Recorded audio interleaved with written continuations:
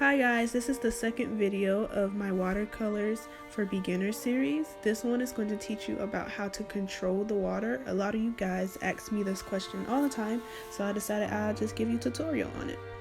So these are the supplies that I will be using. I will be using that complexion palette that you just saw at the beginning, and then my regular watercolor palette.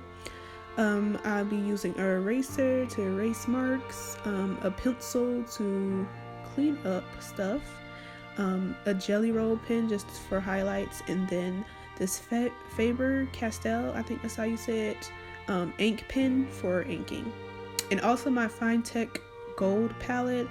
I love this palette. I always use it in my pieces, and you guys always ask, so yeah, that's what I'm using. And I noticed I've been spelling that wrong the whole time, like I'm so dead, but whatever.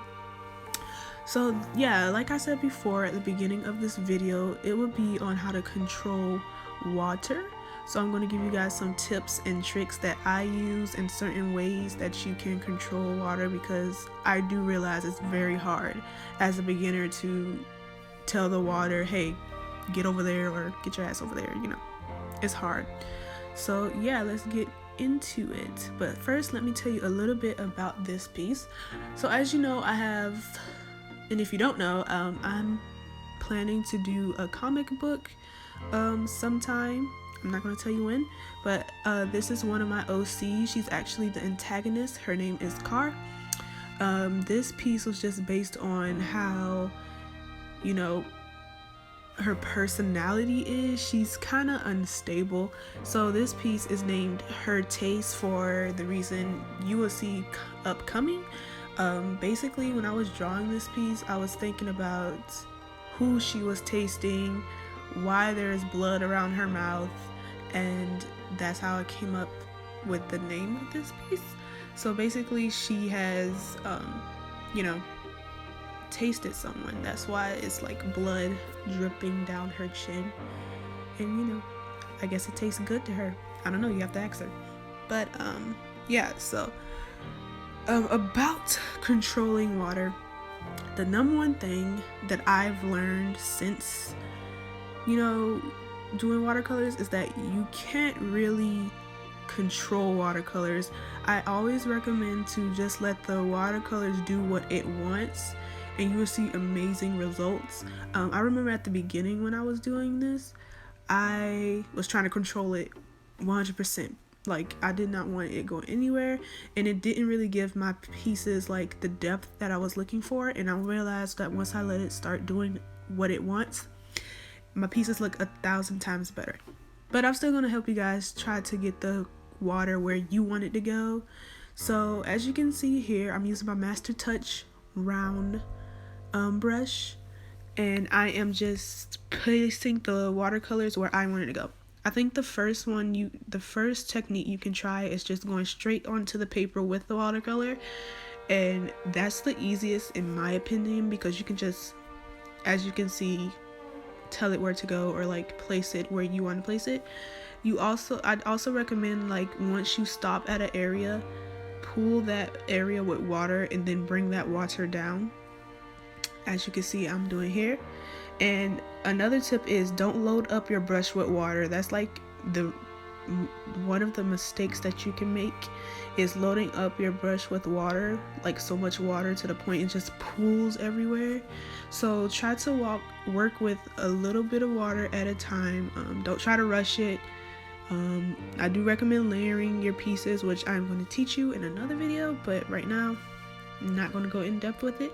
So yeah, you see how slow I am working and not trying to rush the area when I'm getting to the edge. I do recommend not loading your brush with water, and to always start where you stopped when you finish that brush stroke. That way it won't really pull anywhere else that you don't want it to pull at. And now here I'm just showing you how I bring depth to the piece. It's just me doing some very fluffy hair. So yeah. So another technique you can use is just going what we call wet on wet technique. So you're just going to take the watercolors, and while the paper is still wet, you're going to put it on here. This is what I use most of the time. This is kind of hard if you're a beginner, because you have to, control the water, obviously, if you want to do that. So here is how I do it when I use this technique. So I place the paint down in the area I want it to go, and I don't pull that area with water. I make sure I drag the edges down to where I want it to go, and as you can see, it's not a lot of water where I'm placing it. So if you were to put like a lot of water down on this wet spot, it's going to go everywhere. Like, the technique that you need to know is not to use that much water. Use the amount you need, not like, don't go overboard, okay? Just chill out. But yeah, so I'm just placing it where I want it to go, and I will just bring down the edges and the sides, and I would do it in like dabbing or circular motions. Sometimes I will like do light brush strokes to get it where I want to go, but here I'm doing fluffy hair, so you won't really see that. You'll probably see it in another video, but yeah, this is how I control the water when I am doing the wet on wet technique. Sometimes I will load up the paper with so much water, and because I'm a little bit more advanced in this, and it's a struggle. Like, it'll get really messy really quick. So if you don't really like messy stuff, don't do it. But yeah, it's just basically moving around the edges and making sure everything's okay.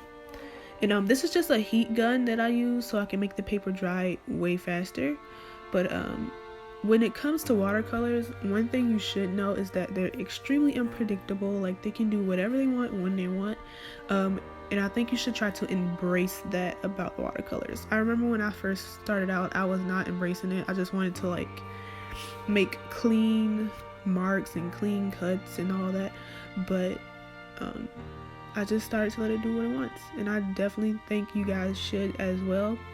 But also know how to control that water as well. You'll see great results. So here I'm just working on the face, and as you can see, I'm just placing it using the straight on technique. I think that's called dry on wet. No, wet on dry. There we go, wet on dry.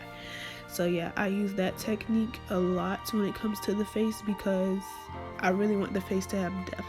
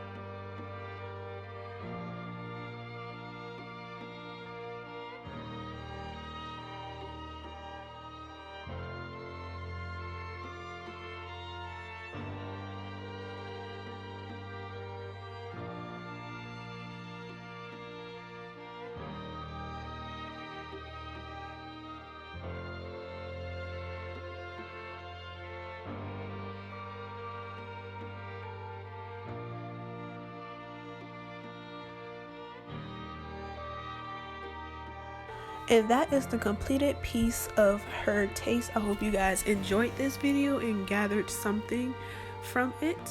One thing I really want to leave you guys with is practice makes perfect. Try not to focus on controlling the water, and you'll notice a huge change.